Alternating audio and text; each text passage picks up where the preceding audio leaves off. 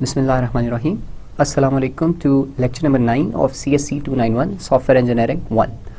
In today's lecture, today is the last of the series of lecture on requirement engineering, and in today's lecture we will not only finish what is left of requirement engineering process, but we'll also summarize whatever we have covered up to today's lecture on requirement engineering. So in today's lecture we'll cover this whole big topic and we will finish this requirement engineering topic. And so let's see, quickly we will recap and what we have covered in the previous lecture. In the previous lecture we covered, or we finished, the elaboration phase. Elaboration phase is one of the most detailed phases of requirement engineering. We saw that this is the first technical representation of our system, and it included various kinds of modeling. Okay? The first kind of modeling that we covered in elaboration phase was scenario based modeling. Then we covered flow based modeling, class based modeling, and in the last lecture we discussed behavioral modeling. In behavioral modeling we discussed two kinds of diagrams. Number one was state diagrams and number two was sequence diagrams. In the state diagram हमने ये पढ़ा कि हम state diagram हर class की एक separate state diagram बन सकती है, ठीक है, और with in a state diagram हम उस क्लास की जितनी भी पॉसिबल स्टेट्स हैं, we represent all those possible states as rounded rectangles. So for example, if we have a class, और हम एक, let's say हम कहते हैं हमारी एक क्लास है XYZ, ठीक है, तो स्टेट डायग्राम के अंदर हमने क्या पढ़ा था कि इस क्लास की जितनी भी पॉसिबल स्टेट्स हैं उनको हम एज राउंडेड रेक्टेंगल्स रिप्रेजेंट कर देंगे. तो फॉर एग्जांपल हम कहते हैं जी हमारी क्लास की A, B, C और D स्टेट्स हैं, ठीक है. And then next thing that we do in state diagram कि एक ऑब्जेक्ट या एक क्लास डिफरेंट स्टेट्स में क्यों मूव करती है, बिकॉज ऑफ एन इवेंट, ठीक है. तो वी आइडेंटिफाई एन इवेंट जो कि एक ट्रिगर करता है इस in jump between different states of a class, ठीक है. तो फॉर एग्जांपल जो भी जंप होगी उसकी बेसिस के ऊपर जो भी ट्रांजिशंस होती हैं, we try to record all of them. Whatever possible transitions are there, we try to record all the transitions कि आपका एक ऑब्जेक्ट किन किन स्टेट्स में कैसे कैसे जंप कर सकता है, ठीक है. This is what we covered in the state diagram. In the sequence diagram, we saw कि we get more information than state diagrams, ठीक है. State diagram तो सिर्फ एक क्लास की different states के दरमियान जंप को रिप्रेजेंट करती है, whereas in a sequence diagram, we basically try to model different classes, ठीक है. For example, we have class XYZ, we have class ABC, हमारे पास डिफरेंट जो भी क्लासेस हैं, हम एक क्लास की तो डिफरेंट स्टेट्स को इसके अंदर मॉडल करते हैं, लेकिन अगर किसी एक स्टेट को कोई काम पूरा करने के लिए किसी दूसरी क्लास के पास जाना है तो वी ऑल्सो रिकॉर्ड दैट, ठीक है. और हम ये भी देखते हैं कि वो काम कितनी देर में वो क्लास करके देती है, which is represented by this rectangle. Again जो कि मैं आपको I have been saying for past 2-3 lectures कि we do not worry about the notations and details of these diagrams because we will have separate lectures on use cases, class based modeling, data flow modeling, sequence diagrams, state diagrams, where we will cover the UML notation of these diagrams in detail, okay, and we'll do some more examples. So these are the two things that we covered in behavioral modeling, जो कि आपके system का behavior को model करती हैं on the basis of event that are generated by actors. Okay, the second thing that we covered in the last lecture was negotiation, ठीक है. हमने देखा कि negotiation is one of the main phases of requirement engineering, और negotiation important क्यों है, ठीक है, क्योंकि whenever you meet the customer आपसे बहुत सी चीज़ें मांगेगा, ठीक है. Customer can ask you for many things and most of the things you have to include in the solution, but there are some things which are just wishes of the customer, या वो ऐसी चीज़ें जो कि conflicting है, या वो with in the resources जो कि आपने सेट किए, टाइम, कॉस्ट और स्कोप, उसके अंदर वो पूरे नहीं हो सकते, ठीक है. तो you need to tell the customer कि जी ये वाले काम मैं नहीं कर सकता, ठीक है. तो दैट कम्स इन निगोशिएशन, और निगोशिएशन करने के लिए हमने देखा कि you need to have a very clear understanding of requirements, ठीक है. आपको हर रिक्वायरमेंट के रिस्क्स को एनालाइज करना है, आपको हर रिक्वायरमेंट, आपको अपनी सारी रिक्वायरमेंट्स को रैंक करना है, आपको हर रिक्वायरमेंट की रिसोर्स और टाइम एस्टिमेशन करनी है कि इसको करने के लिए कितना टाइम लगेगा. Unless and until you do not do it, you are not in a position to negotiate with the customer, ठीक है. और finally we saw कि when you negotiate with the customer, तो you have to give lot of importance to customer's opinion, and you need to tell customer कि you are very important part of our overall system. So आपको लेकिन customer को realise कराना है कि जी ये वाला हम काम करेंगे ना तो शायद आपका मेन काम ना हो सके. तो it's basically an art and you need to map out a proper strategy when you go for negotiation. So this was what we covered in the last lecture. Now let's see what we have in store for today's lecture. As I already said, in today's lecture we will finish the topic on requirement engineering, and there are 4 phases left of the requirement engineering process जो हमने शुरू में आपको मैं discuss करता रहा हूँ. Inception से हमने स्टार्ट किया था, we covered Inception, elicitation, elaboration और हमने नेगोशिएशन भी कवर कर लिया. So today we will start with specification. ठीक है.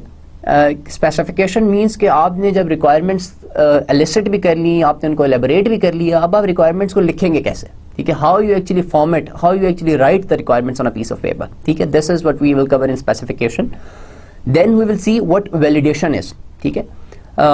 As I think the word suggest, आपको इससे ये तो पता लग ही गया होगा कि व्हेन यू वैलिडेट समथिंग तो you try to match whatever you decided before you actually started doing something. जिस फॉर एग्जांपल कस्टमर से आप जब रिक्वायरमेंट वैलिडेशन की बात होती है तो you actually go to the customer and you tell the customer कि this is our understanding of what you want. ठीक है. Is that what you want. So you basically asking question from the customer कि this is what we think that you want, is this what you want. यानी कि customer आपको जब कह देता है हाँ जी यही मुझे चाहिए, तो your requirement is actually validated. ठीक है. क्योंकि रिक्वायरमेंट अगर वैलिडेट ना हुई हो तो when you actually go and deliver the product to customer then it's a big problem. ठीक है. क्योंकि कस्टमर आपसे कह सकता है नहीं जी मुझे तो ये भी चाहिए था. So validation is one of the key phases of requirement engineering. Then the third thing that we cover today is requirements management. ठीक है. This is something very interesting and very important. ठीक है. हम इसके अंदर requirement traceability metrics देखेंगे कि इसका फायदा क्या होता है और requirements हम manage ही क्यों करते हैं. जब हमने लिख भी नहीं है, हमने इतना काम कर लिया, why do we need to manage requirements? And finally we will summarize the overall कि हमने क्या क्या चीज़ें रिक्वायरमेंट इंजीनियरिंग के अंदर पढ़ी हैं. We will just have a summary of this topic, क्योंकि ये टॉपिक जो है पिछले 3 या 4 लेक्चर से we are talking about requirement engineering. So we will just have a summary of the overall topic and see how when we discuss all the things together, तो आपको you will realise कि how everything fits together. Okay जी. So as I told you today we have covered this far. ये 4 phases हम अपनी कर चुके हैं. आज के लेक्चर में विल स्टार्ट विद स्पेसिफिकेशन. ठीक है जी. ओके जी. स्पेसिफिकेशन होती क्या है? एज आई सेड कि आपने रिक्वायरमेंट्स लिस्ट भी कर ली, आपने रिक्वायरमेंट एलेबोरेट भी कर ली. अब जब स्पेसिफाई करने जा रहे हैं तो this is actually the final work product which is produced by a requirement engineer. ठीक है. यानी कि आप लोगों ने एक टर्म सुनी होगी जब भी आपने कोई सॉफ्टवेयर का प्रोजेक्ट किया होगा कि SRS लिख देंगे.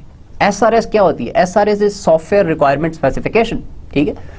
यानी कि रिक्वायरमेंट्स तो आप पहले दिन से गैदर करना शुरू कर देते हैं. फॉर एग्जांपल आपको आज मैं एक प्रोजेक्ट दूं, you will start gathering the requirements from today. ठीक है. लेकिन देयर इज अदर डेडलाइन जिसको हम कहते हैं कि जी आज अब आपने SRS जमा करानी है. तो ये जो SRS होती है दैट इज द स्पेसिफिकेशन. ठीक है. यानी कि what ever you keep on doing for 2-3 months, उसके बाद एक डॉक्यूमेंट देते हैं जिसमें आप मुझे लिख के दे देते हैं कि जी मैं ये करने जा रहा हूँ. ठीक है. तो that is actually the specification. ठीक है. और ये जिस तरह सेकंड लाइन इट सेज कि it is normally in the form of software requirement specification. ठीक है. This third line is very important कि this document that you produce, जिसको हम SRS कहते हैं, ठीक है, it basically serves as the foundation for the subsequent software. This line is very important और this word is very important कि ये हमारी बुनियाद है जो हमने सॉफ्टवेयर बनाना है. ठीक है. क्योंकि ये जो हमारी बुनियाद है ये सिर्फ हमारे लिए नहीं है, ये कस्टमर के लिए भी है कि कस्टमर को भी पता है जी ये चीज़ मुझे ये इसने बनाकर देनी है. ठीक है. So this is a very key document and what it describes basically the function and the performance of a computer based system. ठीक है. ये 2 चीज़ें बताती है. एक तो ये बताएगी कि आपकी प्रोडक्ट के अंदर क्या क्या फंक्शनैलिटी होगी. ठीक है. For example if it's a website, तो आपकी वेबसाइट क्या क्या बताएगी. इट बेसिकली अगर if it's online shopping solution जो आपने किसी कस्टमर के लिए बनाया है तो वो कस्टमर को अलाउ करेगी कि लोग आके आपकी वेबसाइट से प्रोडक्ट्स खरीद सकें. ठीक है. ये फंक्शनैलिटी होगी. लोग अपने अकाउंट्स बना सकें, लोग अपनी प्रोडक्ट की डिलीवरी का स्टेटस देख सकें. सो लोग अपना लॉगिन को ऑथेंटिकेट कर सकें. ठीक है. और may be for your employees आप देख सकते हैं कि कस्टमर ने कितने ऑर्डर प्लेस किए हैं. तो दीज आर द फंक्शनैलिटीज. इस तरह की फंक्शनैलिटी की डिफरेंट एग्जाम्पल्स हैं. तो you in an SRS you write functional requirements and then you also write the performance requirements. ठीक है. फॉर एग्जाम्पल आप कहते हैं कि जी आपकी जो प्रोडक्ट है वो 24 घंटे फंक्शनल होनी चाहिए. ठीक है. This is a performance requirement. ठीक है. फिर आप कहते हैं कि आपके प्रोडक्ट के अंदर प्रॉपर ऑथेंटिकेशन होनी चाहिए, आपकी प्रोडक्ट के अंदर प्रॉपर बैकअप होना चाहिए. तो इस तरह की जितनी भी रिक्वायरमेंट्स होती हैं इनको हम कहते हैं परफॉर्मेंस या नॉन फंक्शनल रिक्वायरमेंट्स कहते हैं. तो SRS के अंदर it not only includes the functional requirement, it also includes the non functional requirements. और फाइनली हम जिस तरह it formalizes the informational, functional and behavioural requirements of the proposed software in both graphical and textual format. ठीक है, now this is very important कि आपने अभी पीछे देखा था जो हमने डिफरेंट तरह की एलेबोरेशन फेज के अंदर we have done different kinds of modelling. ठीक है, हमने यूज केसेस भी बनाए, we discussed DFDs, we discussed state diagrams, we discussed sequence diagram, we discussed class diagrams. अब ये जितनी भी तरह की हमने डायग्राम्स पढ़ी हैं, ठीक है, ये कहाँ जाती हैं? They become part of this SRS document. ठीक है, एक तो आपकी रिक्वायरमेंट्स के SRS के अंदर टेक्स्ट होता है जिसके अंदर आपने लिखी होती है कि जी ये 100 रिक्वायरमेंट्स हैं। फिर आप ये वाली डायग्राम्स भी उसके अंदर इंक्लूड करते हैं क्योंकि they actually help you to elaborate the solution. ठीक है, ये आप कस्टमर को भी जब दिखाते हैं तो कस्टमर की भी अंडरस्टैंडिंग प्रोडक्ट के बारे में क्लियर हो जाती है। ठीक है, so that's why they are also part of this SRS document. अच्छा जी, तो टिपिकल आपके जो रिक्वायरमेंट्स SRS डॉक्यूमेंट होता है उसके क्या कंटेंट्स होते हैं? It basically have all the required states and modes, यानी कि आपके प्रोडक्ट किन किन स्टेट्स और मोड्स के अंदर जा सकती है, you need to record that. You have the software requirement group by capabilities. ठीक है, आप अपनी रिक्वायरमेंट्स को नॉर्मली ग्रुप्स के अंदर डिवाइड कर देते हैं। जिस तरह आपकी अगर फंक्शनल रिक्वायरमेंट्स भी हैं उसके अंदर आप उसकी भी सब कैटेगरीज बना देते हैं कि फॉर एग्जांपल जितनी भी ऑथेंटिकेशन रिलेटेड फंक्शनैलिटी है वो आप एक हिस्से में डाल देते हैं। जितनी भी यूजर से रिलेटेड फंक्शनैलिटी है, फॉर एग्जांपल यूजर का अकाउंट मेंटेन करना है, उसका बैलेंस मेंटेन करना है, उसके ऑर्डर की हिस्ट्री मेंटेन करनी है, तो आप कहेंगे जी ये सारा काम एक अलहदा, क्योंकि this is all related to user. ठीक है, तो आप फंक्शनैलिटी वाइज भी अपनी रिक्वायरमेंट्स के डॉक्यूमेंट को पार्टीशन कर लेते हैं। ठीक है, व्हाई यू डू इट?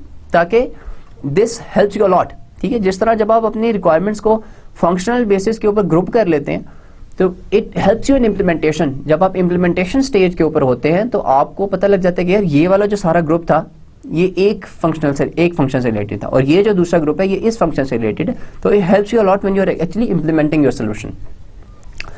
फिर इसके बाद you have the external interface requirements. ठीक है, जिसके अंदर फॉर एग्जांपल GUI की रिक्वायरमेंट्स आ जाती हैं। कस्टमर आपसे कहता है जी मुझे 3-6 बटन चाहिए पहली स्क्रीन के ऊपर, मुझे लॉगिन चाहिए, मुझे ये चाहिए कि अगर किसी बंदा कोई रजिस्टर्ड यूजर ना भी हो तो वो मेरी वेबसाइट के थ्रू को ब्राउज कर सके। ठीक है, for example so whatever the customer wants, आपकी जो एक्सटर्नल इंटरफेस रिक्वायरमेंट्स है you also put those there. ठीक है, और सॉफ्टवेयर की इंटरनल इंटरफेस रिक्वायरमेंट्स आप डाल देते हैं, उसकी डाटा रिक्वायरमेंट्स भी डाल देते हैं कि फॉर एग्जांपल डाटा आपने स्टोर करना है, वेदर किस तरह से स्टोर करना है, आपने डाटा का बैकअप कितना रेगुलरली लेना है, you know all these kind of things. फिर आपकी आ जाती हैं जिनको हमने अदर सॉफ्टवेयर रिक्वायरमेंट्स कह दी, उसके अंदर बहुत सी चीज़ें आ जाती हैं। You have your safety, security, privacy, environment, hardware, software, communication, quality, personal, training, logistics, यानी कि everything becomes part of this SRS document. ठीक है, जिस तरह ये जो सेफ्टी है, अब सेफ्टी के अंदर बहुत सी चीज़ें आ जाती हैं। ठीक है, सेफ्टी के अंदर आपके डाटा का भी सेफ्टी आ जाती है कि आपने अपने प्रोडक्ट का बैकअप कैसे लेना है। ठीक है, this is part of safety. Safety के अंदर आ जाता है कि आपने यूजर्स की ऑथेंटिकेशन कितनी स्ट्रांग करनी है, that was part of safety. ठीक है, इसी तरह आपकी जो प्राइवेसी है वो आपका डाटा अगर आपका बैकअप लेते हुए कितना प्राइवेसी उसके अंदर होनी चाहिए। ठीक है, या आपका जब डाटा स्टोर कर रहे हैं तो इंक्रिप्टेड फॉर्म में स्टोर करना है नहीं करना, you know all these kind of things. ठीक है, फिर अगर आपको हार्डवेयर भी अपने सोल्यूशन के साथ प्रोवाइड करना है तो that also becomes part of this SRS document, यानी कि एवरीथिंग। और अगर आपने कम्युनिकेशन भी देनी है, यानी कि आपने पूरा सोल्यूशन देना है जिसके अंदर उनको इंटरनेट कनेक्टिविटी चाहिए, तो need to provide that as well, so that also becomes part of this SRS document. So it not only includes the functionalities your software should provide, it also includes all the non-functional requirements, and it can include hardware, communication, everything. You know, अगर आपको पूरा एक solution दे रहे हैं तो it basically has everything in the software requirement specification document. और it also has design and implementation constraints. For example, customer कुछ assumptions डाल देता है आपके ऊपर या constraint डाल देता है। ठीक है, for example customer implementation related constraints भी डाल सकता है। तो कहता है कि जी आपने ये सोल्यूशन मुझे ओपन सोर्स टेक्नोलॉजी के अंदर बना के देना है। ठीक है, now this is a constraint and then it become part of the SRS document. ठीक है, कि आपका ये technology for example open source का मतलब ये है कि आपको अगर वो कहे कि जी मुझे ओपन सोर्स एक डेस्कटॉप एप्लीकेशन चाहिए तो maybe you can implement it in Java. ठीक है, और डेटाबेस आप PostgreSQL यूज कर सकते हैं because both of them are open source और freely available. Whereas if you implement the solution in any other technology which is not open source, the customer might say कि जी I don't want it. ठीक है, so these things they become part of this software requirement specification document, जिसके अंदर आप एक एक चीज specify कर देते हैं कि this is what the customer asked me to do. Okay ji. Other than that, it has qualification provisions to ensure each requirement has been met. ठीक है, यानी कि आप अपने जो आपके requirements को आप टेस्ट कैसे करेंगे। ठीक है, that also becomes part of this requirement specification document. और आखिर में जो चीज़ है वो हमसे कहते हैं requirement traceability. We will cover it in more detail when we discuss requirements management. हम देखेंगे कि रिक्वायरमेंट ट्रेसेबिलिटी क्यों इंपॉर्टेंट होती है and why it has to be included in SRS और why it can be included in SRS का क्या फ़ायदा होता है. Will see in more detail कि रिक्वायरमेंट ट्रेसेबिलिटी एक्चुअली होती क्या है, इसका कॉन्सेप्ट क्या होता है when we discuss requirement management. ठीक है जी. So finally just to summarise कि आपकी रिक्वायरमेंट स्पेसिफिकेशन डॉक्यूमेंट के अंदर it not only includes the functional requirements, it includes the non functional requirements, it might include any infrastructure that you have to provide with the product. ठीक है, it basically includes everything. Okay जी. Generally you can find the contents. IEEE की एक template है जो कि which is a standard for writing the SRS document. And these table of contents, they are basically adapted from that IEEE standard for SRS. ठीक है, इसके अंदर अगर आप देखें तो जो आपका इंट्रोडक्शन होता है, ठीक है, जब आपका आपके बेसिक हिस्सों में कुछ में डिवाइड हुआ है आपका SRS document. It has introduction, it has general description, specific requirements and then you have appendices जिसके अंदर आप इनको और डिटेल इसके अंदर डाल सकते हैं. So as I was saying कि IEEE का सर्टेन स्टैंडर्ड है जिससे हमने ये अडाप्ट किया हुआ है. और अगर आप देखें जो इसको डिफरेंट हिस्सों में डिवाइड हुआ है. The first one is introduction, then we have the general description and then we have software requirements और then you can have indices. जो आपके टेबल ऑफ इंट्रोडक्शन है it is divided into different. सबसे पहला you have purpose. ठीक कि आपके इस डॉक्यूमेंट का पर्पस क्या है. ठीक है, जिस तरह आप कोई भी डॉक्यूमेंट जब लिखने जाते हैं तो you need to write the purpose कि जी इसका मकसद ये है कि हम अपनी रिक्वायरमेंट्स को स्पेसिफाई करने जा रहे हैं. Then you write the scope. ठीक है, स्कोप का मतलब क्या है कि ये डॉक्यूमेंट क्या क्या कवर करेगा.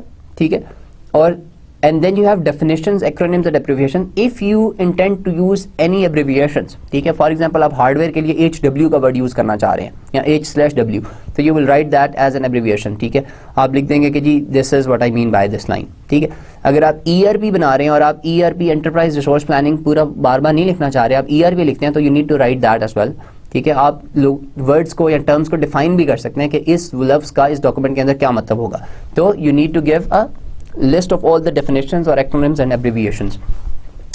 Then you can also include some references. जिस तरह आप कोई स्टैंडर्ड है, इंडस्ट्री का कोई स्टैंडर्ड है जो कि आप यूज करना जा रहे हैं, तो आप उसका भी रेफरेंस डाल सकते हैं कि this is why I have decided कि हम इस तरह से आपको सोल्यूशन प्रोवाइड करेंगे. तो आपको वो रेफरेंसेस भी देने. ठीक है, and then you do a quick overview of the this whole document. ये चीज़ ध्यान में रखेंगे. जो इंट्रोडक्शन है, this is introduction of this SRS document, this is not introduction of your product. ठीक है, it is in a way introduction of your product as well, लेकिन इसके अंदर हम we are trying to introduce कि हमारे इस डॉक्यूमेंट के अंदर क्या क्या चीज़ें हैं और इन चीज़ों की डेफिनेशंस क्या हैं. अगर कोई चीज़ें एब्रिविएशन है तो एब्रिविएशन का क्या मतलब है. अच्छा जी, जब आप नाउ जो सेकंड इसका आपका मेन सेक्शन होता है उसे हम कहते हैं जर्नल डिस्क्रिप्शन. जर्नल डिस्क्रिप्शन के अंदर आप क्या क्या बता रहे हैं. You are telling your product perspective, you are telling your product functions, you are telling user characteristics, general constraints and assumptions and dependencies. अच्छा, इसके अंदर आप अपने सोल्यूशन को अपने बताना शुरू कर दिया. आपने बता दिया कि जी आपकी प्रोडक्ट कैसी होगी, प्रोडक्ट के अंदर मेन फंक्शंस क्या होंगे. ठीक है, आपके जो यूजर्स हैं यानी कि जो आपका सॉफ्टवेयर लोगों के साथ इंटरेक्ट करेगा उनकी क्या कैरेक्टरिस्टिक्स हैं और आपके जनरल कंस्ट्रेंट्स क्या हैं आपके सोल्यूशन के. ठीक है, फॉर एग्जांपल अगर इंटरनेट नहीं, आपकी प्रोडक्ट नहीं चल सकती तो दैट इज अ कंस्ट्रेंट. ठीक है, और आपकी डिपेंडेंसीज क्या हैं. फॉर एग्जांपल अगर ये किसी और सोल्यूशन के साथ जाके इंटीग्रेट होना है और आप कहते हैं जी वो सोल्यूशन नहीं चल रहा तो शायद आपका सोल्यूशन भी ना चले. तो you need to tell all those things कि इसकी डिपेंडेंसीज किस चीज़ के ऊपर है और इसकी whatever the constraints are there on your product, you need to write them down in this general description section. Then comes the section where you actually start specifying और writing those requirements. ठीक है जी, उसके अंदर अगर आप देखें तो we have 3 main sub sections. सबसे पहला जो सेक्शन है that is on functional requirements, जिसके अंदर हम बताते हैं कि हमारा प्रोडक्ट कौन से फंक्शंस प्रोवाइड करेगा. ठीक है, the second phase is design constraints और the second sub section is design constraints and the third one is non functional requirements.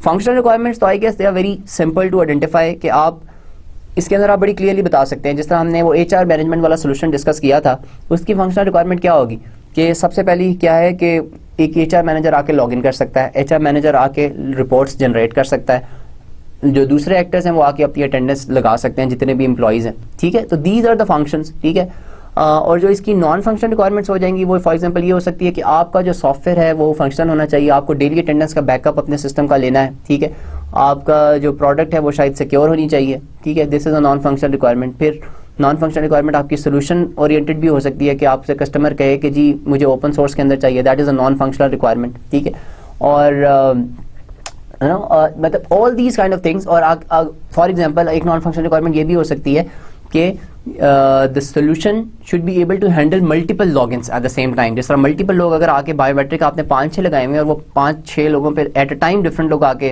Attendance लगा देते हैं, तो this is a non functional requirement as well के multiple inputs को भी handle करना चाहिए। तो you can basically include, so when you say specific requirements के अंदर आप फंक्शनल आप कैटेगरीज बना के रिक्वायरमेंट्स की उनको कर देते हैं। और अगर आप ये देखें कि within these functional requirements we have दो सब कैटेगरीज, तो एक सब कैटेगरी के अंदर you can have multiple requirements. जैसा मैंने आपसे कहा था, we try to group the requirements together.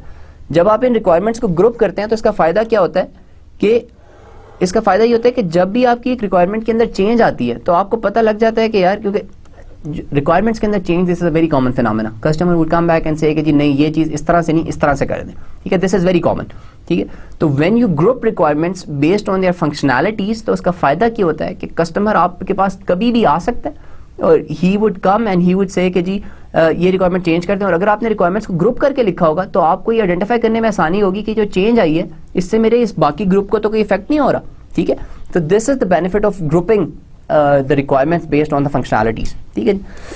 तो this is generally a template of SRS. और ये अपेंडिक्स का जो सेक्शन है इसके अंदर आपको सारी जो डायग्राम्स आपने बनाई थी यू कैन इंक्लूड देम, ठीक है। For example you made use cases, you have made class diagrams, you have made data flow diagrams, you have made sequence state diagrams, all those things they can be included in the appendices.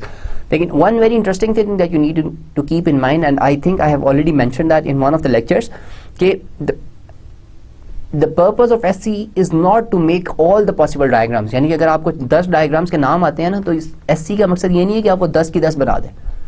Each diagram should help you understand or should help you partition your system in a new way। यानी कि आपको अगर कोई diagram नई information नहीं दे रही, ठीक है, तो it's useless to make that diagram.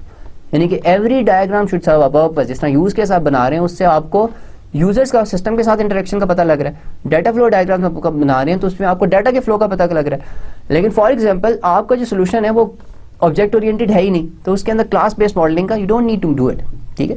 तो basically you need to realise कि कौन से केस के अंदर आपको ये डायग्राम चाहिए या नहीं चाहिए। जिस तरह हमने एक्टिविटी डायग्राम पढ़ी थी, अब आप एक्टिविटी डायग्राम बनाने को हर यूज केस की बना सकते हैं, ठीक है। लेकिन एक्टिविटी डायग्राम का फायदा क्या है कि if the user can do multiple actions then you do make an activity diagram, ठीक है। Otherwise you do not need to make an activity diagram. अगर यूजर के पास user is not doing multiple things और you know there is a decision point in a interaction of the user, then you make activity diagram, otherwise you do not need to make an activity diagram. So this is another example कि आप हर use case की activity diagram ना बनाएं unless and until आपको पता है कि इस use case के अंदर user को decision points आएंगे, ठीक है। तो you need to keep in mind कि जब आप diagram बनाएं तो every diagram should give you some new information, otherwise you do not need to make it. We have just covered the specification phase. Specification के अंदर हमने देखा है कि we write the functional requirements, we write the non-functional requirements, and if we need to provide any infrastructure with the project, for example any hardware, any communication, so we also specify those things in the specification. And not only that, if there are any constraints, for example customer has said कि he want an open source solution and he has said कि जी आपने जो solution बना के देना है, for example वो Java के अंदर बना के देना है, PostgreSQL के अंदर बना के देना है, या if you are making a mobile application or customer says that the application should run only on, he wants an application only for iOS, then these are the constraints that you need to write. So everything needs to be written down in the software requirement specification document. और एक और चीज़ हमने देखी कि requirement specification के अंदर we do not only write the requirements in the textual format, but we should also write the requirements ना सिर्फ हमें टेक्सचर फॉर्म में लिखनी है, बट जो डायग्राम्स हमने डिफरेंट डिस्कस की थी, जिसमें use cases, DFDs, class diagrams, any diagram that we understand कि this will help in understanding the solution और द कस्टमर रिक्वायरमेंट्स, तो we include those diagrams in the SRS document. So the next phase that will cover is the validation. कि हमने validation में पहली बात तो ये, हम वैलिडेशन होती क्या है, क्यों करते हैं, ठीक है, और वैलिडेशन कैसे करते हैं. ओके जी. During the validation the work products produced as a result of requirement engineering are assessed for quality. ठीक है. तो पहली चीज जो हमारा काम है वैलिडेशन के अंदर is basically internal. कि whatever we have written, for example हमने requirements लिखी हैं, तो we need to basically look at each requirement. हमें देखना है कि इसमें ambiguity तो नहीं है, ठीक है. और if something is not clear, तो we need to identify that कि for example requirement 2 और 3 जो हैं ये clear नहीं है, ठीक है. तो we need to clearly write it down. Similarly, if we have made some diagrams और उसके अंदर यूजर का for example we have made a use case diagram, ठीक है, और इसमें यूजर का इंटरेक्शन क्लियर नहीं है, ठीक है, और if there is something missing which somebody has identified, तो you need to note it down कि जी ये चीज़ भी हमें क्लियर करनी है, ठीक है.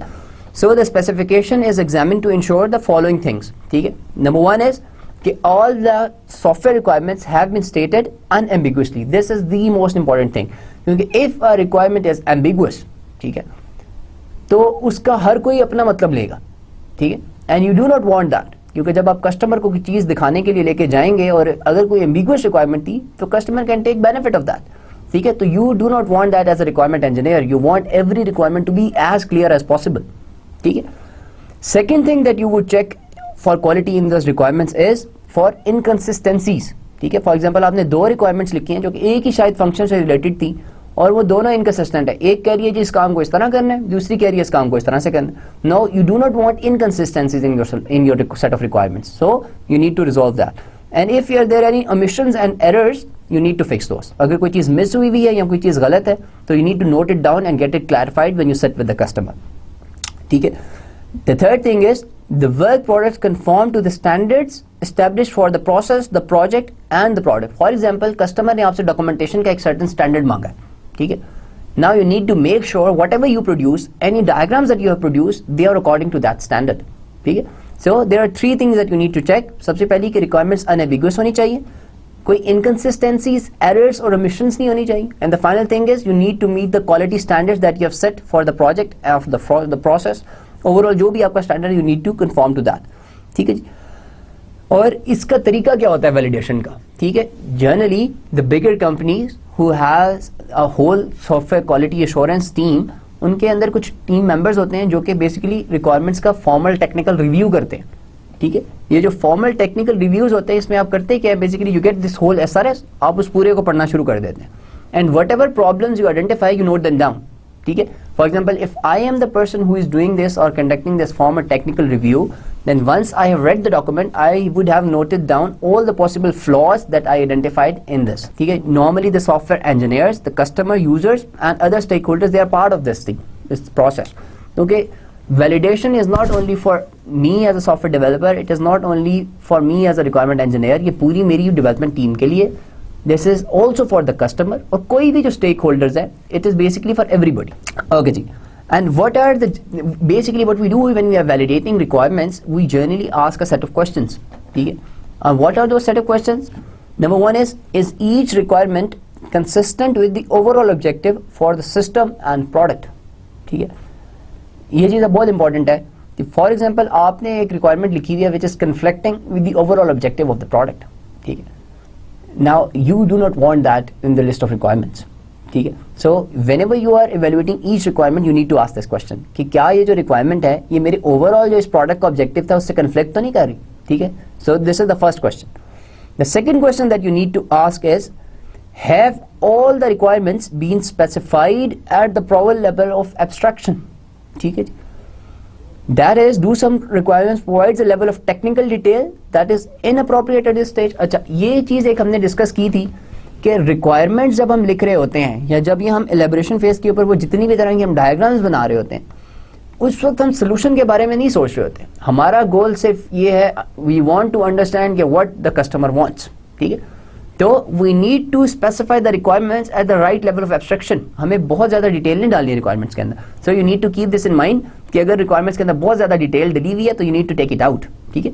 Why do, अच्छा ये एक इंटरेस्टिंग क्वेश्चन है कि अगर एक चीज़ को आपने ज़्यादा डिटेल में लिखा हुआ है तो आप उसे क्यों ख़त्म कर रहे हैं, ठीक है. The reason is that कि when you go in development phase और जब आप चीज़ों को implement करना शुरू कर देते हैं, then at times you realize कि जो चीज़ आपने वो लिखी थी या आपने जिस तरह पहले से सोल्यूशन को करने का सोचा था, जो आपने सोल्यूशन का आपने एक जहन में आइडिया बनाया था, that is actually not the way you will actually do it, ठीक है. You might have to take a shortcut और आपको कोई और तरीके से इस काम को करना पड़े. तो अगर आप ये चीज़ लिख के कस्टमर को पहले ही दे देंगे तो कस्टमर आपसे आके कह सकते हैं जी ये काम आपने तो कहा था आप इस तरह से करेंगे. बेशक काम चल रहा हो लेकिन customer would have a point then to ask क्योंकि जी आपने कहा था ये इस तरह से होगा, ये इस तरह से क्यों नहीं हो रहा, ठीक है.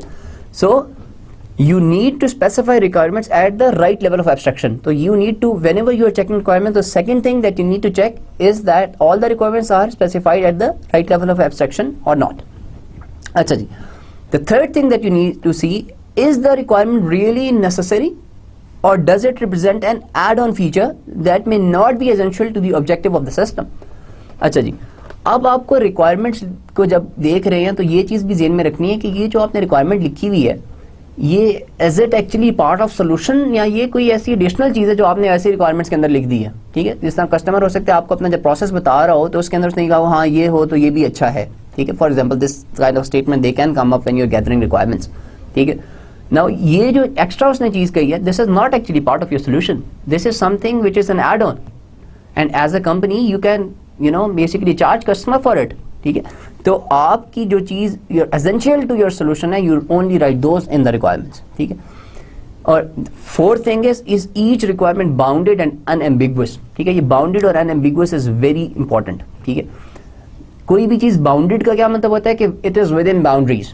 Student registration process, I want you to include student registration process in the university management solution. ठीक है, if this is a requirement तो this requirement is not bounded, क्योंकि मैंने आपको ना तो रजिस्ट्रेशन प्रोसेस के बारे में कुछ बताया, ना मैंने आपको बताया कि कब के क्राइटेरिया क्या होगा स्टूडेंट्स की रजिस्ट्रेशन का, कितने दिन तक वो रजिस्टर करा सकते हैं. ठीक है, कितने दिन में वो विड्रॉ कर सकते हैं, whatever. So I have not given you any details, this is an unbounded requirement. So you need all the requirements to be bounded. जिस तरह एक रिक्वायरमेंट क्या होगी, बाउंडेड रिक्वायरमेंट की एग्जाम्पल क्या होगी कि फॉर एग्जाम्पल मैंने जब आपको कहा स्टूडेंट रजिस्टर करा सके, तो आप कहते हैं कि जी स्टूडेंट अपनी रजिस्ट्रेशन के 2 हफ्ते बाद अपनी रजिस्ट्रेशन को कैंसिल कर सकते हैं. ठीक है, जिससे उन्होंने कोर्स के लिए रजिस्टर किया, 2 हफ्ते तक का टाइम है, उसके बाद वो अपनी रजिस्ट्रेशन 2 हफ्ते के अंदर अंदर अगर वो कैंसिल कर दें तो वो उनको कोई फाइनेंशियल पेनल्टी नहीं पड़ेगी. Now this is a bounded requirement, क्योंकि I have told everything very clearly. ठीक है, लेकिन अगर अनबाउंडेड हो तो you need to note it down.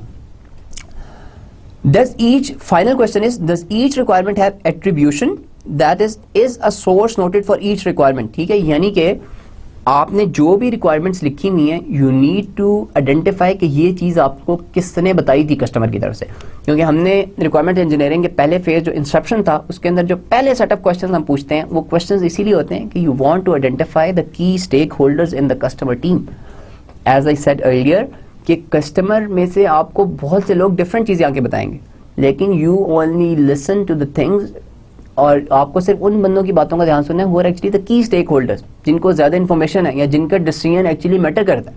ठीक है, तो आपको हर रिक्वायरमेंट्स का सोर्स को भी आइडेंटिफाई करना है कि आपको ये किस बंदे ने ये बात बताई है. ठीक है, तो अभी तक हमने 5 चीज़ें देखी. सबसे पहली कि रिक्वायरमेंट्स आपके ओवरऑल ऑब्जेक्टिव के साथ कंसिस्टेंट है कि नहीं है. सेकेंड चीज हमने देखी कि requirements are should be specified at the proper level of abstraction. तीसरी चीज हमने देखी कि is the requirement really necessary, जो आपने रिक्वायरमेंट बताई है क्या वो जरूरी भी थी कि नहीं थी. ठीक है, ठीक है, this is was the third thing. The fourth thing is कि रिक्वायरमेंट बाउंडेड होनी चाहिए. ठीक है, अगर बाउंडेड नहीं है तो again you need to clarify it. और फिफ्थ थिंग इज कि requirement should be associated to an individual, के किस बंदे ने आपको ये बात बताई है करने के लिए. This is very important. तो अभी तक हमने देखा वैलिडेशन करते हुए these are the 5 questions that we ask. अच्छा जी, then what we need to ask, do any requirements conflict with other requirements? This is the thing that we have already discussed कि आप हम जिस तरह मैंने आपको कहा था कि हम फंक्शनल रिक्वायरमेंट्स भी जब लिखते हैं उसकी हम सब कैटेगरीज बनाते हैं, उसमें जो सेम रिलेटेड रिक्वायरमेंट्स हैं फंक्शनैलिटी वाइज उनको हम ग्रुप कर देते हैं. उस ग्रुप करने का मकसद ये होता है कि we try to identify the conflicts, और हम we don't want any conflicts in our requirements. ठीक है, तो जब भी आप रिक्वायरमेंट्स देख रहे हैं you need to basically realise कि ये रिक्वायरमेंट से कोई कन्फ्लिक्ट तो नहीं बढ़ रहा, कोई और काम के अंदर कोई मसला तो नहीं आएगा. अच्छा, the seventh thing now is each requirement achievable. ठीक है, in the technical environment that will house the system of the product, कि आपने ये जो रिक्वायरमेंट लिखी हुई है ये काम करना पॉसिबल भी है कि नहीं है. This is very important. ठीक है, अगर कोई काम करना पॉसिबल ही नहीं है, यानी कि जो आपका फॉर एग्जांपल आपने जहाँ पे सोल्यूशन डिप्लॉय करना है, if something is not possible physically there, तो यू नीड टू सी कि यार ये तो काम हो ही नहीं सकता, ये हम कैसे लिख दिया हम लोगों ने. ठीक है, इज ईच रिक्वायरमेंट टेस्टेबल. ठीक है, वंस इम्प्लीमेंटेड.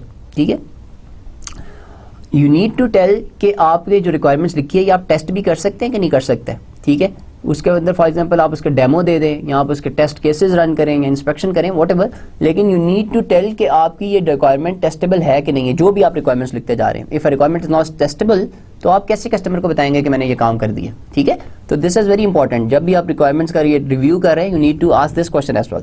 ठीक है, does the requirements model properly reflect the information, function and behaviour of the system to be built. फिर आपने जो रिक्वायरमेंट्स के डिफरेंट मॉडल हमने बनाए हुए हैं, क्या वो एक्चुअली रिप्रेजेंट कर रहे हैं? फॉर एग्जांपल जो यूज केस है, वो जो यूजर्स की इंटरेक्शन दिखा रहा है, क्या वो कंप्लीटली सारी इंटरेक्शंस दिखा रहा है, और कि वो की इंटरेक्शन ऐसी तो नहीं दिखा रहा जो कि एक्चुअली यूजर ना कर रहा हो?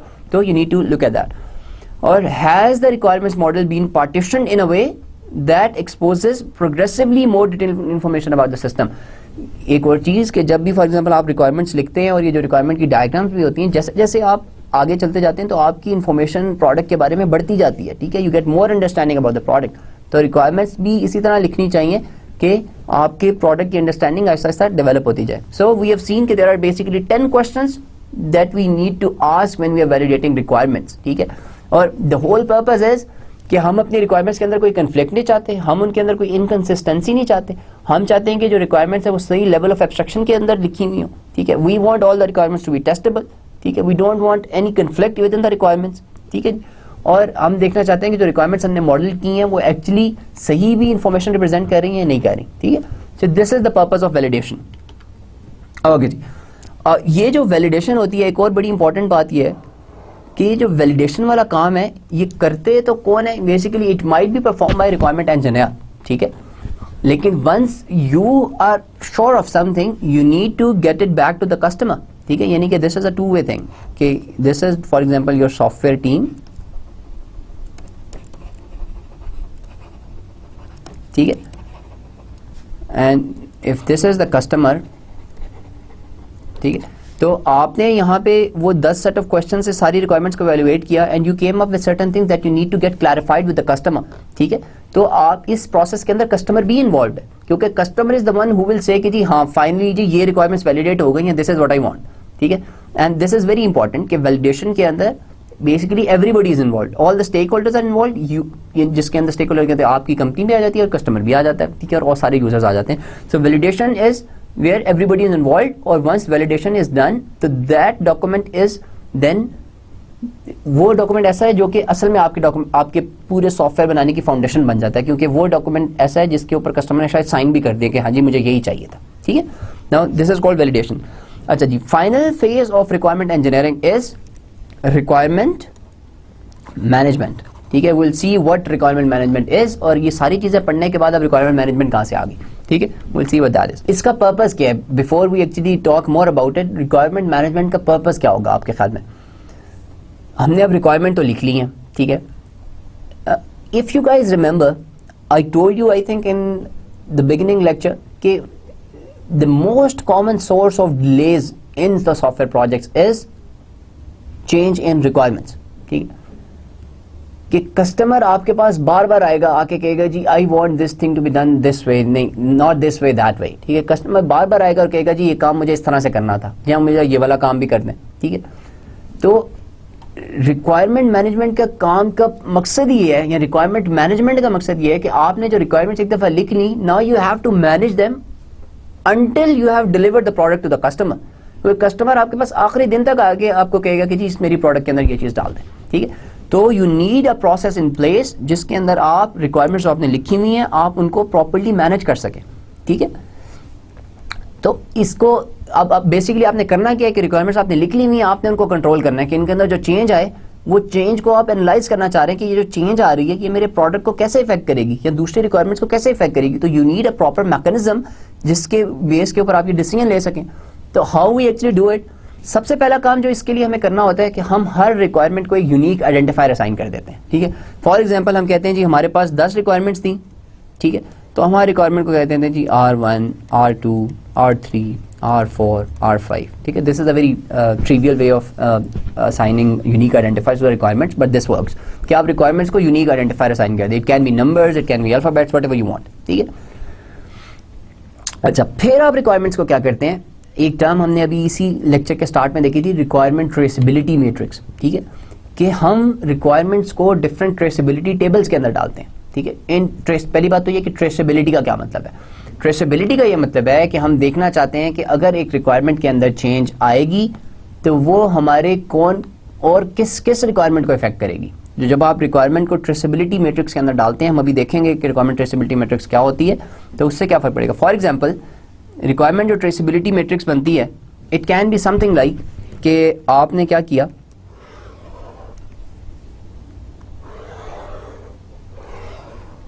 ठीक है, इट्स समथिंग लाइक दैट कि फॉर एग्जांपल आपने बना ली, यहाँ पे आपकी आ गई सारी रिक्वायरमेंट्स, ठीक है, आपने लिख दिया जी R1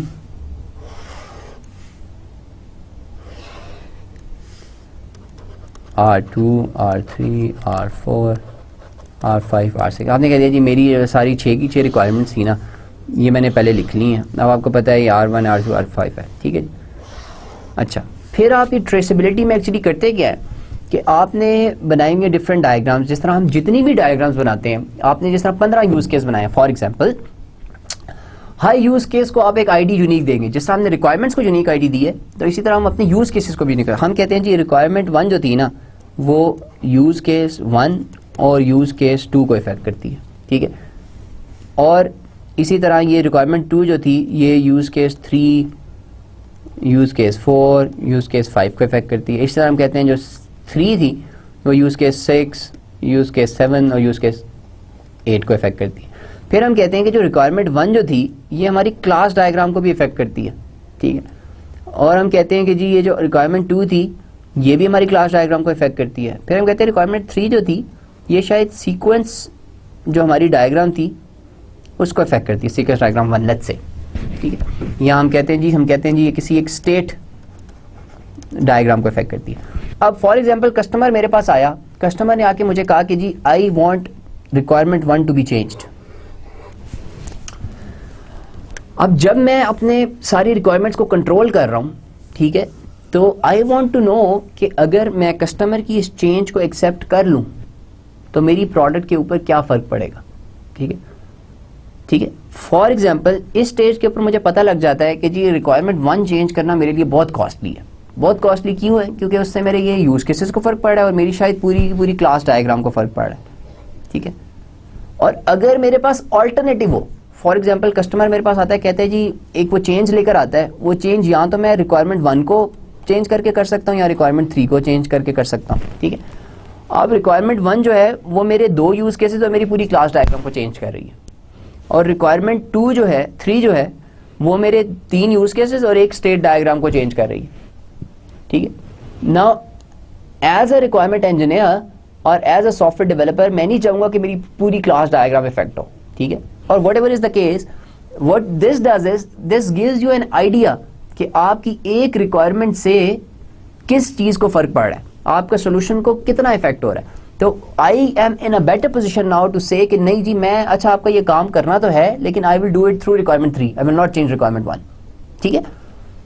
So this provides you a mechanism to actually analyze and control the impact of change in the requirements, ठीक है। आप बेसिकली रिक्वायरमेंट में चेंज तो आना है और उसका कुछ इम्पैक्ट भी होना है, लेकिन you want to make an informed decision. तो this is where these traceability matrices come in, कि आपको ये जो ट्रेसेबिलिटी टेबल्स हैं या मैट्रिसेस हैं इनका फायदा यही होता है कि आप देखते हैं कि किसी एक चीज़ को चेंज करने से मेरी पूरी प्रोडक्ट के ऊपर क्या और कितना इफेक्ट होगा, ठीक है। अच्छा, this is not the end of requirement traceability. फिर आप इसके अंदर ये तो आपके वो डिफरेंट काइंड ऑफ डायग्राम्स आ गई थी, आप इसके अंदर फिर और ज़्यादा इन्फॉर्मेशन भी डाल सकते हैं जो कि बेसिकली आपकी डिज़ाइन रिलेटेड इन्फॉर्मेशन है, ठीक है। जिस तरह आपकी आर्किटेक्चर डायग्राम्स हो गई, आपकी डाटा स्ट्रक्चर्स हो गए, जब आपने एक एक क्लास की आपकी ऑब्जेक्ट डायग्राम्स हो गई, वो भी आप हर रिक्वायरमेंट्स के साथ एसोसिएट कर सकते हैं। फिर another thing that you associate in or you make in these traceability matrices is basically you write the test cases for each requirement। जिस तरह आपने कह दिया जी रिक्वायरमेंट 1 TC1 और TC2 के अंदर मैं टेस्ट कर रहा हूँ, ठीक है, और आप इनका स्टेटस भी फिर रिकॉर्ड कर लेते हैं। तो जब आप अपना प्रोडक्ट डिलीवर करने जाते हैं तो you basically come and look at this requirement traceability matrix. आप देखते हैं अच्छा जी R1 R2 R3 10 आपकी रिक्वायरमेंट्स थी, सारे के आपने टेस्ट केसेस पास हुए कि नहीं हुए। इफ आप सबके आगे पास लिखा हुआ है तो इट मींस कि आपकी प्रोडक्ट कंप्लीट हो गई और आप जाके कस्टमर को एटलीस्ट डिप्लॉय कर सकते हैं, you can give a demo, ठीक है।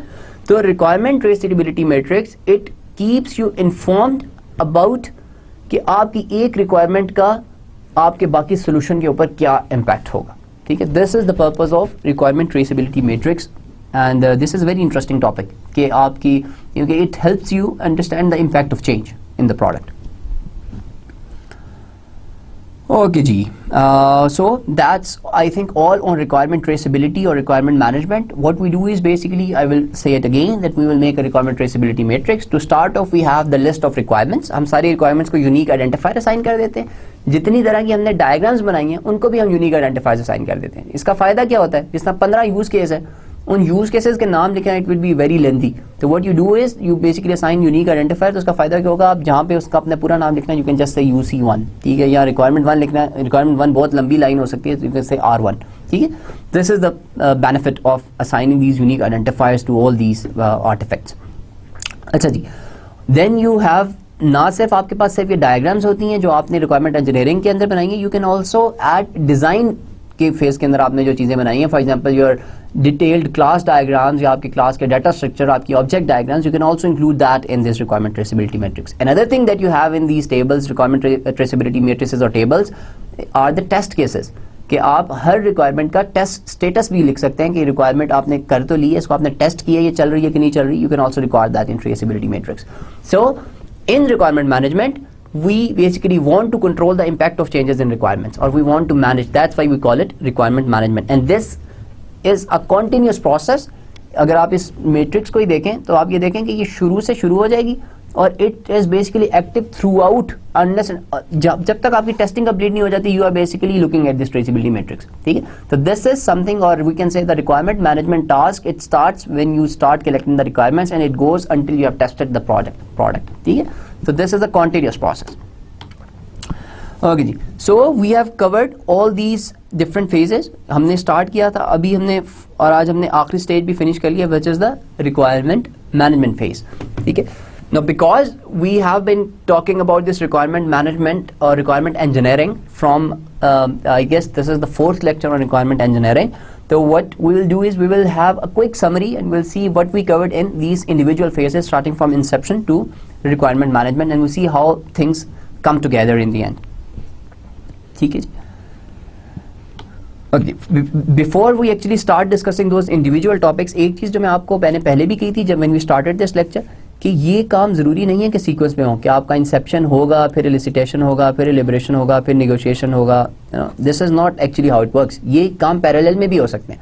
जिस तरह हो सकता है कि आपका इंसेप्शन स्टार्ट हुआ और जिस तरह आपका ये इंसेप्शन चल रहा है, हो सकता है इसके साथ ही आपने एलिसिटेशन भी स्टार्ट कर दिया, आपने एलिबरेशन भी स्टार्ट कर दिया, maybe you are negotiating as well and you are maybe specifying to some extent as well. So these are not essentially sequential, these task can और they actually occur in parallel, ठीक है जी। अच्छा जी, moving on, अब हम जल्दी से इन सबको summarise करते हैं, इन सारे इंडिविजुअल जो डिफरेंट फेजेस थे रिक्वायरमेंट इंजीनियरिंग की। सबसे पहला इंसेप्शन था। इंसेप्शन के अंदर हमने देखा था हम क्या करते हैं, वी बेसिकली आस्क क्वेश्चंस।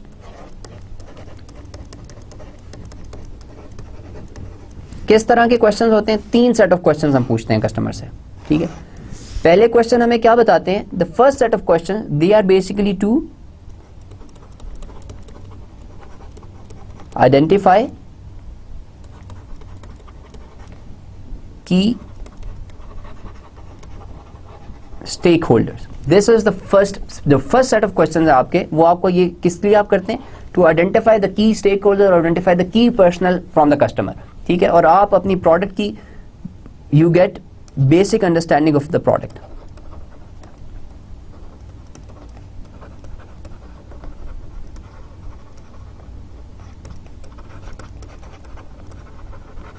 ठीक है, this was the first set of question आप इंसेप्शन के अंदर पूछते हैं। जो आपके सेकंड सेट ऑफ क्वेश्चंस होते हैं उसके अंदर आप क्या करते हैं, उसके अंदर you try to understand the processes, ठीक है।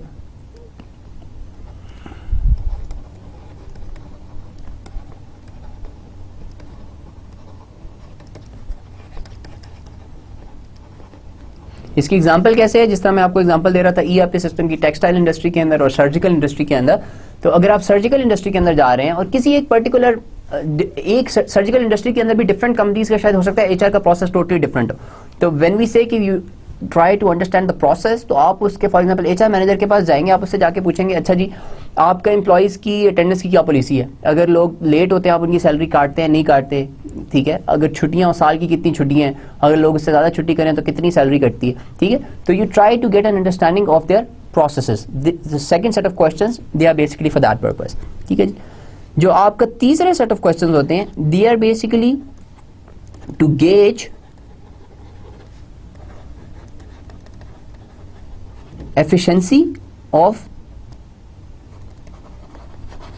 Inception phase. आप उसमें कस्टमर से कहते हैं कि जी I have asked you so many questions, do you want to add something to what I have already asked, ठीक है। तो if customer has to add something he would say, और आप उसके अंदर basically you try to evaluate कि आपने जो जो चीजें पूछी हैं वेदर दे वर राइट और रॉन्ग, ठीक है। So inception consist of basically set of questions, ठीक है। You start very informally, you go and meet the customer. आप मीटिंग्स में ये जज करते हैं शायद ये बंदा बड़ा इंपॉर्टेंट है मेरे रिक्वायरमेंट गैदरिंग के प्रोसेस के अंदर, तो आप उसको आइडेंटिफाई कर लेते हैं। आप कहते हैं जब भी मैंने जाना है मैंने इससे लाजमी चीज़ें पूछनी है, ठीक है। In the second phase, second set of questions, आप उनसे ज़्यादा स्पेसिफिक प्रोसेस ओरिएंटेड क्वेश्चंस करते हैं, जब आप यू ट्राई टू अंडरस्टैंड कि एक्चुअली आपने अगर एचआर का इनको मॉड्यूल देना है तो एचआर के मॉड्यूल के अंदर आपकी स्पेसिफिक प्रोसेस जब तक नहीं समझ आएगा आप रिक्वायरमेंट नहीं लिख सकते, तो उस तरह के क्वेश्चन आप करते हैं। थर्ड में आप यू ट्राई टू गेज कि आपने जो क्वेश्चंस पूछे हैं वो सही तरह के भी थे कि नहीं थे, ठीक है जी। This is Inception. अच्छा जी, ये सेकंड फेज है रिक्वायरमेंट इंजीनियरिंग के प्रोसेस के अंदर, दैट इज एलिसिटेशन। और as we discussed when we covered elicitation कि this is one of the most difficult phase, क्योंकि elicitation के अंदर आप कस्टमर से एक्चुअली पूछते हैं, स्पेसिफिक क्वेश्चन करते हैं कि यार मुझे बताओ ये प्रोसेस तुम कैसे करते हो, ये वाला काम कैसे करते हो, ठीक है। It is a very difficult. अगर कस्टमर कॉपरेट नहीं कर रहा तो elicitation इज ऑलमोस्ट इम्पॉसिबल, ठीक है। तो elicitation के हमने दो तरीके पढ़े, ठीक है, कि how you actually elicit requirements in a more efficiently, और उसमें आप क्योंकि एफिशिएंटली करना तो एक चीज़ है, फिर आप चाहते हैं कि आप पूरे सेट ऑफ डिफरेंट जो ग्रुप्स हैं कस्टमर के ऑर्गेनाइजेशन के अंदर, आप उन सबको इन्वॉल्व करना चाहते हैं। तो उसके हमने दो तरीके देखे। सबसे पहला जो हमने तरीका पढ़ा था उसको हमने कहा कोलैबोरेटिव रिक्वायरमेंट गैदरिंग, ठीक है। और जो हमने दूसरा तरीका पढ़ा उसको हमने कहा था that is called quality function deployment, ठीक है। कोलैबोरेटिव रिक्वायरमेंट गैदरिंग के अंदर हमने देखा कि हम क्या करते हैं, what we do, we basically get different representatives from the customer side and we have different members of our team, we try to sit together in a room जिसके, और we assign someone responsibility of the convener of the meeting who is basically conducting the meeting, ठीक है। और हमारा मकसद क्या होता है कि वी से और we try to identify all the requirements, ठीक है। और जो भी लोग डिफरेंट बातें कर रहे हैं, for example if I tell something about the product then others can also add to it, ठीक है। फॉर एग्जांपल मैं कहता हूँ जी ये वाला फीचर होना चाहिए, रिपोर्ट्स मंथली जनरेट होनी चाहिए, कोई बंदा कहता है नहीं मंथली नहीं क्वार्टरली भी ऑप्शन होनी चाहिए। सो इसका फायदा क्या होता है कि when you are sitting in a group तो there is representation from different teams, तो आपके कन्फ्लिक्ट भी रिमूव हो जाते हैं, ठीक है। और जब आप डिफरेंट लोगों के ओपिनियन सुनते हैं तो you get clarity about the process, और आप हर जो चीज़ फाइनलाइज होती जाती है यू रिकॉर्ड इट, ठीक है। और रिकॉर्डिंग हमने देखा था डिफरेंट मैकेनिज्म्स हैं, you can record it electronically, you can record it on post-its and start pasting on the wall, या किसी भी तरह से you basically record whatever is discussed in that room, ठीक है। तो that was one method of eliciting requirements, that was collaborative requirement gathering. जो दूसरा तरीका था वो था quality function deployment. Quality function deployment के अंदर हम क्या करते हैं कि we basically have a structure like that, ठीक है, ठीक है, जिसके अंदर एक तरफ तो हमारी होती हैं कस्टमर की विशेस या व्हाट कस्टमर वांट्स, एक तरफ होती है हमारी टेक्निकल एक्सपर्टीज या टेक्निकल रिक्वायरमेंट्स। हम इनके दरमियान मैपिंग जनरेट करते हैं कि कौन सी कस्टमर की विश को पूरा करते हुए हमारी कौन सी टेक्निकल चीज इफेक्ट हो रही है, ठीक है। और इनके दरमियान मैपिंग निकलती है आइदर इट्स पॉजिटिव और इट्स नेगेटिव, ठीक है। इसी तरह हम अपनी प्रोडक्ट को जो हमने सोल्यूशन देना होता है उसको हम जो ऑलरेडी एग्जिस्टिंग सोल्यूशंस मार्केट के अंदर हैं उनके साथ भी कंपेयर करते हैं। उसका फायदा क्या होता है कि कस्टमर की विशेस के पॉइंट ऑफ व्यू से हमें पता लग जाता है कि हमें अपनी प्रोडक्ट को कितना इंप्रूव करना है अपने कंपेटिटर्स के मुकाबले में। इस तरह टेक्निकली भी हम अपने कंपेटिटर्स से जब इवेल्युएट करते हैं यहाँ पे, तो हम क्वांटिटीज असाइन कर देते हैं। जिस तरह मुझे पता लगता है कि जी मेरे कंपेटिटर के पास एक इस तरह का पेन है विच इज जिसके ऊपर ग्रूव्स भी बनी है, यानी कि होल्डिंग के अंदर भी आसान है, जिसकी शायद डायमीटर भी हाथ के लिए बड़ा अप्रोप्रिएट सा है, तो मैं इसको एग्जैक्ट क्वांटिटीज असाइन कर सकता हूँ। मैं कह सकता हूँ कि जी इसका डायमीटर मुझे इतना चाहिए। तो इसका फायदा क्या होता है, एम्बिगुइटी रिक्वायरमेंट से खत्म हो जाती है, ठीक है। और अगेन क्योंकि इसके अंदर आपने डिफरेंट लोगों को इन्वॉल्व किया हुआ है, ठीक है, तो यू गेट रिक्वायरमेंट्स जिसके अंदर कन्फ्लिक्ट को भी आप मिनिमाइज कर देते हैं, ठीक है, और एम्बिगुइटी को खत्म कर देते हैं। So there were two methods that we discussed, first one was collaborative requirement gathering, दूसरा था क्वालिटी फंक्शन डिप्लॉयमेंट, ठीक है, जिसके अंदर आप क्वालिटी फंक्शन डिप्लॉयमेंट के अंदर आप कस्टमर की विशेस को टेक्निकल रिक्वायरमेंट्स के साथ मैप करते हैं।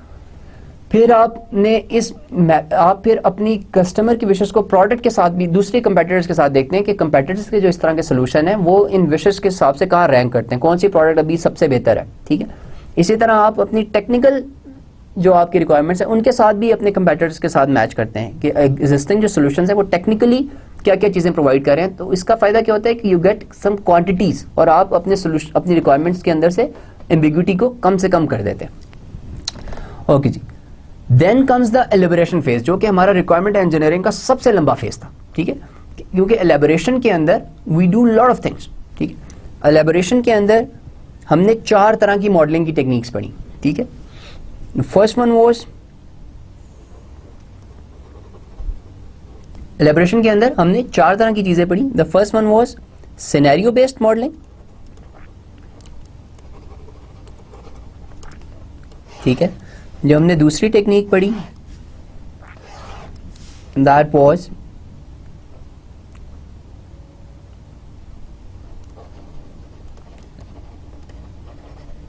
Class modelling, then we did behavioral modeling, and then we did flow based modeling. Scenario based modelling के अंदर हमने क्या क्या पढ़ा?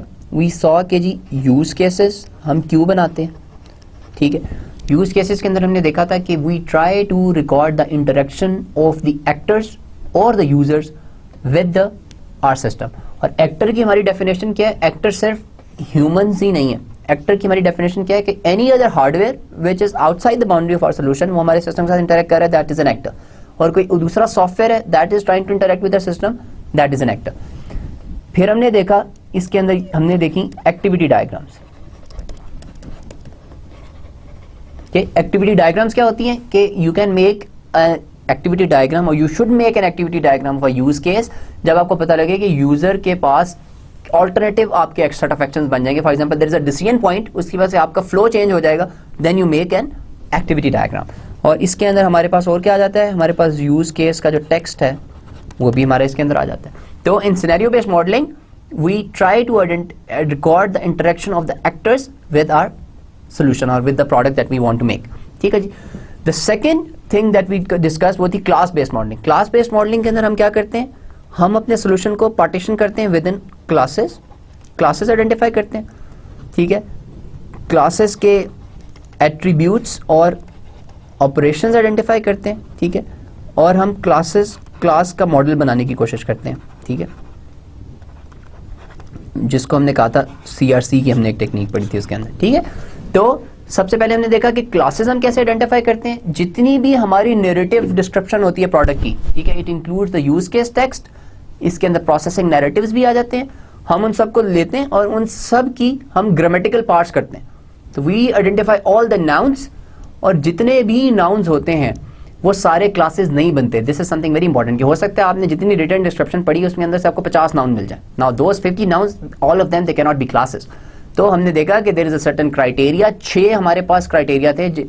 हर नाउन को उन 6 के 6 को सेटिस्फाई करते हैं तो फिर हम उनके क्लास सेलेक्ट करते हैं। ठीक है, जिसके अंदर हमारे पास था रिटेन्ड इन्फॉर्मेशन, मल्टीपल एट्रीब्यूट्स, ठीक है, मल्टीपल ऑपरेशंस, ठीक है, 6 थे जो हमने पढ़े थे। और external requirements, there were 6 of them. Every noun has to satisfy all those 6 criterions. If it does, then we say that that noun is a class. Similarly, जो हमारे noun classes नहीं बनते उनको हम उन classes के attributes बना देते हैं। ठीक है, और operations भी हम कैसे करते हैं कि उसी grammatical parts के अंदर जो हम verbs identify करते हैं उन verbs को हम different classes के साथ associate कर देते हैं और वो उन classes के operations बन जाते हैं। So this is how we identify the classes and their attributes and operations. Then comes कि आपकी क्लासेस आपने इंडिविजुअली तो आइडेंटिफाई कर ली, लेकिन जब आप पूरा सोल्यूशन बनाएंगे तो these classes they need to interact with each other. ठीक है, और वो इंटरेक्शन आप कैसे आइडेंटिफाई करते हैं? You do this through CRC modelling. आप क्लासेस की रिस्पॉन्सिबिलिटीज लिखते हैं और देखते हैं कि इस रिस्पॉन्सिबिलिटी को पूरा करने के लिए क्लास किस दूसरी क्लास के साथ इंटरेक्ट करेगी। ठीक है, and when you have the CRC models for all the classes, on the basis of that you can make the overall class model. ठीक है, और ओवरऑल क्लास डायग्राम जिसके अंदर सारी क्लास की आपस के इंटरेक्शन भी आ जाएगा। ठीक, so the third kind of modeling that we covered was behavioral modeling. Behaviour modelling के अंदर हमने दो चीज़ें पढ़ी थी। नंबर वन वॉज, पहली बात तो ये कि बिहेवियर मॉडलिंग होती किस लिए। बिहेवियर मॉडलिंग आपके सिस्टम के बिहेवियर को देखती है कि जब भी यूजर इसके साथ इंटरेक्ट करेगा तो आपका सिस्टम कैसे बिहेव करेगा, ठीक है। उसके अंदर हमने दो तरह की डायग्राम्स देखी।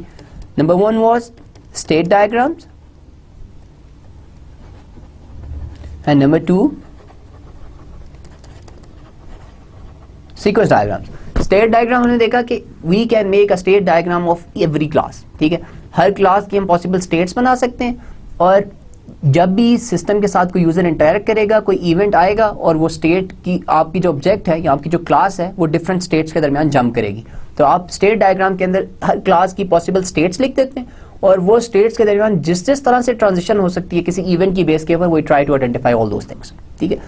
सिमिलरली हमने देखा कि sequence diagram it gives more information than the state diagrams. वो ना सिर्फ उस क्लास की स्टेट्स की जंप को शो करती है बट इट ऑल्सो शोज कि एक स्टेट के अंदर रहते हुए अगर आप किसी और क्लास से कोई इन्फॉर्मेशन आपको या कोई और फंक्शन किसी और क्लास के अंदर आप जाके कर रहे हैं तो इट ऑल्सो आइडेंटिफाइज दैट, ठीक है। तो there are two things that we covered, state diagrams and sequence diagrams. अच्छा जी, then another kind of modeling that we covered in the elaboration phase that was flow based modeling or flow oriented modeling. इसके अंदर we covered three main things. Number one was DFDs, number two was CFDs and number three processing narratives, ठीक है। In DFDs we saw, अच्छा, the sole purpose of flow based modeling is to identify the flow of data into our system, how that data is processed and what is the output from our system, ठीक है। यानी कि हमारा concern इसके अंदर ये होता है कि हमारा सिस्टम में से डाटा कौन सा डाटा आएगा, हम उसे कैसे प्रोसेस करेंगे और यूजर को क्या जाएगा, ठीक है। That is the purpose of DFD। DFDs के अंदर हमने देखा कि सबसे पहली that is the purpose of flow oriented modelling. DFDs is data flow modelling, data flow diagrams यानी कि जो आपकी होती हैं वो DFDs कहलाती हैं। इसके अंदर हमने देखा कि DFDs के डिफरेंट लेवल्स होते हैं। लेवल 0 से स्टार्ट होती है, you can go up to as much level जितना आपके सिस्टम की रिक्वायरमेंट है। लेकिन एक चीज़ बड़ी इंपॉर्टेंट है कि आपकी जो इनपुट्स और आउटपुट्स हैं वो आप लेवल 0 पे आइडेंटिफाई कर लेते हैं and these input and outputs they stay the same. और फिर हमने CFDs देखी और इसी से हमने प्रोसेसिंग नैरेटिव्स देखी। डिफरेंट तरह की मॉडलिंग के अंदर इस मॉडलिंग का मकसद क्या है कि हम अपने जो हम सिस्टम बनाने जा रहे हैं हमारे पास उसकी अंडरस्टैंडिंग बढ़ जाए and the purpose is that we are partitioning our system, ठीक है। सिनेरियो के अंदर हम अपनी पार्टीशनिंग कर रहे हैं यूजर बेस्ड कि यूजर हमारे सिस्टम से किस तरह इंटरेक्ट करेगा उस बेस के ऊपर पार्टीशनिंग हो रही। क्लासेस के अंदर पार्टीशनिंग इस तरह हो रही है कि आप देख रहे हैं कि मेरा सोल्यूशन किन किन डिफरेंट चंक्स में मैं डिवाइड कर सकता हूँ, ठीक है, और उसको, ठीक है। इसी तरह बिहेवियर के अंदर आप बिहेवियर वाइज पार्टीशनिंग कर रहे हैं, ठीक है। आप क्लासेस की डिफरेंट स्टेट्स बना रहे हैं और समझने की कोशिश कर रहे हैं कि इवेंट आएगा तो ये स्टेट्स के अंदर कैसे जंप करूंगा मैं। फ्लो के अंदर आप डाटा की बेस के ऊपर पार्टीशनिंग करते हैं, यानी कि जो आपके पास डाटा आता है उस डाटा को किस तरह आपका सिस्टम प्रोसेस करेगा उसकी बेसिस के ऊपर आप सब प्रोसेसेस बनाते जाते हैं, ठीक है। और you keep on going unless and until you have a very clear understanding of each sub process, ठीक है। So basic elaboration is the most detail phase और इसके अंदर हम डिफरेंट तरह की डायग्राम्स बनाते हैं। और एक चीज जो मैंने पहले भी कही है आज के लेक्चर में और I will say it again कि if a diagram is not adding something useful to what you already know about the product तो you do not need to make it, ठीक है। जिस तरह मैंने आपको एग्जांपल दी थी कि आप एक्टिविटी डायग्राम हर यूज केस की बना सकते हैं, लेकिन if you realize कि there is no alternative set of actions in a use case तो you do not need to make an activity diagram, ठीक है। so you need to keep in mind कि हर डायग्राम बिला वजह नहीं बनानी चाहिए, ये should be a proper reason why you make a certain diagram। अच्छा जी, देन वी सॉ कि जी निगोशिएशन का फेज आ जाता है। निगोशिएशन के फेज के अंदर मैंने आपको कहा था कि इसके अंदर हम बेसिकली वी डू 5 थिंग्स, ठीक है। एक्चुअली वी डू 4 थिंग्स और इसके बाद आप कस्टमर से जाके निगोशिएट करते हैं, ठीक है। आप अपनी रिक्वायरमेंट्स को रैंक करते हैं, आप अपनी रिक्वायरमेंट्स का रिस्क एनालाइज करते हैं, आप अपनी रिक्वायरमेंट्स की रिसोर्स एस्टिमेशन करते हैं, ठीक है। और आप you try to reconcile the conflicts, ठीक है। यानी कि रिकंसाइल कन्फ्लिक्ट में आप क्या करते हैं, आप कस्टमर को बताते हैं यार जो आपने चीज़ें मांगी है ना within these resources we can not do it, ठीक है। फिर आप हर रिक्वायरमेंट का रिस्क देखते हैं कि ये रिक्वायरमेंट को करने से ओवरऑल रिस्क क्या होगा बाकी रिक्वायरमेंट्स के ऊपर। फिर आप हर रिक्वायरमेंट्स का डेवलपमेंट टाइम और उस पर कितने रिसोर्स लगेंगे वो आइडेंटिफाई करते हैं। फिर आप रिक्वायरमेंट्स को रैंक करते हैं।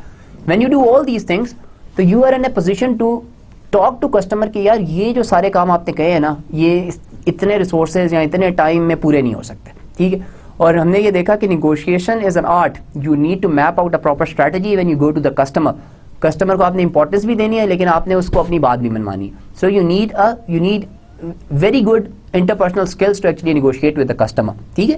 तो and before you actually go to negotiation, you need to actually have a very good understanding of the requirements. अगर आपने ये 4 काम नहीं किए होंगे तो you will not be in a better position to negotiate with the customer. Then comes the specification phase. Okay, there is a spelling mistake in this slide. It should come here, this I. So next is specification phase. Specification के अंदर हमने देखा कि what we do is we have done so many things about requirements. जिस तरह हमने requirements को elicit किया है, हमने requirements को collaborative requirement gathering के अंदर और quality function deployment के अंदर requirements लिखी हैं, ठीक है. और फिर हमने क्या किया है कि फिर हमने requirements को elaborate किया डिफरेंट तरह की मॉडलिंग करके, फिर हमने कस्टमर से negotiate करके फाइनली requirements भी निकाल ली. अब स्पेसिफिकेशन के अंदर हम एक फाइनल डॉक्यूमेंट प्रोड्यूस करते हैं जिसको हम कहते हैं SRS. ठीक है. SRS stands for Software Requirement Specification Document. ठीक है. तो ये जो SRS डॉक्यूमेंट होता है, this is the main work product of specification. ठीक है. कि फाइनली आपने जो रिक्वायरमेंट्स लिखी थी टेक्सचुअल फॉर्म में और जो भी आपने फिगर्स बनाई थी, you try to put them in a document और आप वो कस्टमर से कहते हैं जी ये SRS डॉक्यूमेंट है. ठीक है. अब ये जो SRS डॉक्यूमेंट होता है, इसके अंदर क्या क्या आता है?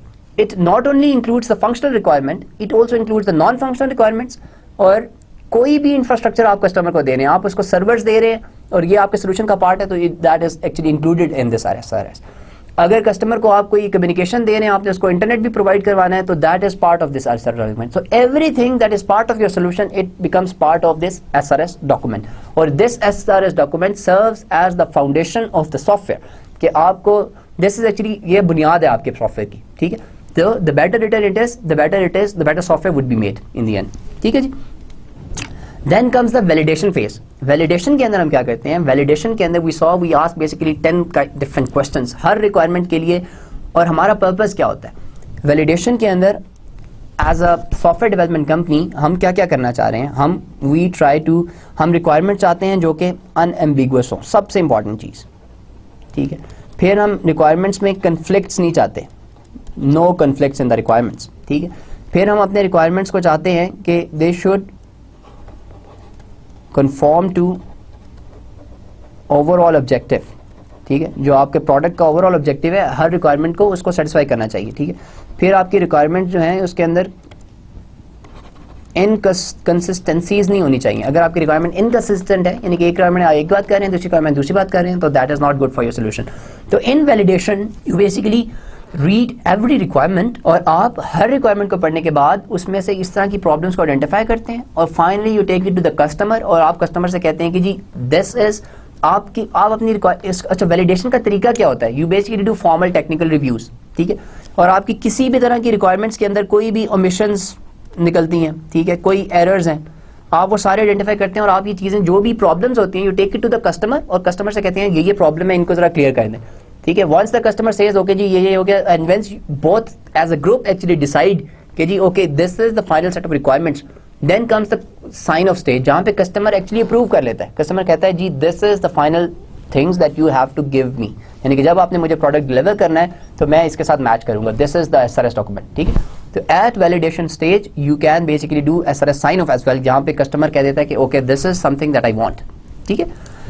Then comes the final stage जिसको हमने रिक्वायरमेंट मैनेजमेंट कहा था. रिक्वायरमेंट मैनेजमेंट मैंने आपसे कहा था इट बेसिकली गोज ऑन. ये स्टार्ट होता है जब आप इंसेप्शन करते हैं और ये चलता रहता है जब तक कि आप प्रोडक्ट कस्टमर को डिलीवर नहीं कर देते. ठीक है. और ये हम करते कैसे हैं? We make requirement traceability matrix. और ये एक मैट्रिक्स भी हो सकती है, एक टेबल भी हो सकता है, मल्टीपल टेबल्स भी हो सकते हैं. हमने देखा था कि एक टेबल के अंदर हम रिक्वायरमेंट्स लिखते हैं, फिर हम सारी ये जो हमने फिगर्स बनाई थी, use cases, data flow diagrams, class diagrams, फिर हम इसके अंदर डिजाइन डायग्राम्स भी डाल सकते हैं और उससे एक बाद हम टेस्ट केसेस भी लिख सकते हैं कि एक रिक्वायरमेंट को हम टेस्ट कैसे करेंगे, उसका टेस्ट स्टेटस भी आ रहा होता है. So requirement traceability document is used to manage the impact of change in requirements. यानी कि जब कोई चेंज आई तो you use this requirement traceability to identify कि इस रिक्वायरमेंट को चेंज करने से मेरे बाकी सोल्यूशन के ऊपर क्या इम्पैक्ट होगा. ठीक है. तो that's why you use this requirement traceability matrix.